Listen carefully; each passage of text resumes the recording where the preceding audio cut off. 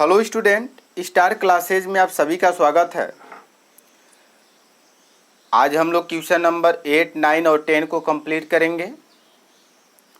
यहाँ हमारे पास एक आव्यूह दिया है, तो एक आव्यूह एक वर्ग आव्यूह होगा। कब होगा भाई? हम आपको बताए थे डिफिनेशन वर्ग आव्यूह का, जब पंक्तियों की संख्या स्तंभों की संख्या के क्या हो, बराबर हो। तो यहाँ देख सकते हैं पंक्ति की संख्या स्तंभों की संख्या के बराबर हो, तो ऑप्शन नंबर कौन सही होगा? तो 3 सही होगा। यही बताना था कि वर्ग आव्यूह किस कंडीशन में सही होगा। तो भाई वर्ग आव्यूह कब होगा? जब पंक्तियों की संख्या स्तंभों की संख्या क्या हो, बराबर हो। चलिए क्वेश्चन नंबर 9 की तरफ बढ़ते हैं। यहाँ x तथा y के प्रदत्त किन मानों के लिए आव्यूहों के निम्नलिखित युग्म समान होगा, अर्थात यह युग्म इस युग्म के कब बराबर होगा। ये थोड़ा मिस्टेक लिखा गया, ये यहाँ नहीं होना चाहिए था, ये यहाँ होना चाहिए था, ये नहीं है। तो यह युग्म इस युग्म के कब बराबर होगा, अर्थात यह इस आव्यूह के कब बराबर होगा। तो भाई हम जानते हैं कि यह अवयव इस अवयव के बराबर हो, यह अवयव इस अवयव के बराबर हो, और यह अवयव इस अवयव के बराबर हो, यह अवयव इस अवयव के बराबर हो। जब हल करेंगे तो देखेंगे तो y का वैल्यू यहाँ से आपके पास कितना हो जाएगा, 7 हो जाएगा। और यहाँ से x का वैल्यू जब निकालेंगे तो यहाँ से x का वैल्यू इसके साथ निकालेंगे तो -7/3 आ जाएगा। लेकिन यहाँ जब x का वैल्यू निकालेंगे इसके साथ तो कुछ और आएगा।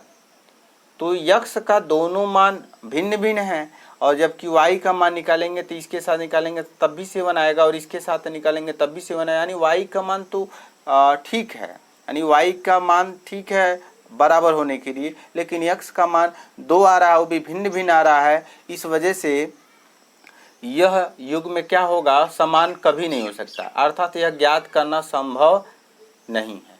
समझ में आ रहा है? तो क्वेश्चन नंबर 9 भी कंप्लीट हो गया, और क्वेश्चन नंबर 10 की तरफ बढ़ते हैं। तो क्वेश्चन नंबर 10 दिया है कि 3 × 3 कोटि के ऐसे आव्यूहों की कुल कितनी संख्या होगी जिनके प्रत्येक प्रविष्ट 0 या 1 हो। तो भाई 3 × 3 की कोटि का आव्यूह में कितने अवयव होंगे? 9 होंगे। हमको जानते हैं कि उसको प्रत्येक को कितने प्रविष्ट किस प्रकार लिखना है, 0 1 में, यानी टोटल कितनी संभव स्थितियाँ हो गई, 2 हो गई। तो जो टोटल जो नंबर होगा आव्यूहों की संख्या की, आव्यूहों की कुल संख्या की, वो क्या हो जाएगा आपका 9 पे पावर हो जाएगा 2। 9 पे पावर 2 नहीं बल्कि 2 पर पावर 9 हो जाएगा। तो जब 2 पे पावर 9 निकालेंगे 2 multiply 2 multiply 2 multiply 2 multiply 2 multiply 2 multiply, कितने टाइम्स लिखेंगे? 9 टाइम्स। 1 2 3 4 5 6 7 8 और 1 9। जब मल्टीप्लाई करेंगे तो हमें रिजल्ट निकलेगा कितना निकलेगा, 512 आ जाएगा। तो ये आपका कौन सा ऑप्शन सही होगा? दूसरे। ये किस नियम से निकाले हैं? तो गुणज सिद्धांत से निकाले हैं। ठीक है।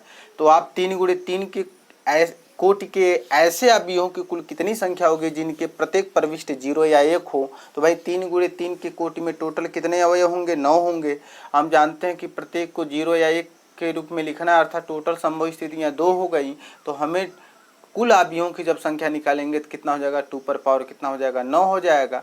और 2 पे पावर जब 9 हो जाएगा तो उसको जब हम हल करेंगे तो हमें निकलेगा कितना रिजल्ट, तो 512 आएगा। यही आपका ऑप्शन नंबर डी क्या होगा, सही होगा। समझ में आ रहा है बात? अगर हमारी चैनल आपको पसंद आ रही है तो आप हमारे चैनल को सब्सक्राइब करें, लाइक करें,